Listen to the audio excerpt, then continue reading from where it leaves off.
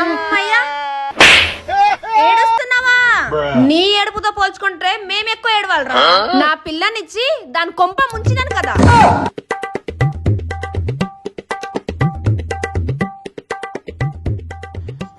చూడు, నేను ముందే బాధలో ఉన్నా, నువ్వు మళ్ళీ ఏడిపియకు. చిచి, ఏదో గొప్ప వంశం అనుకున్నాం.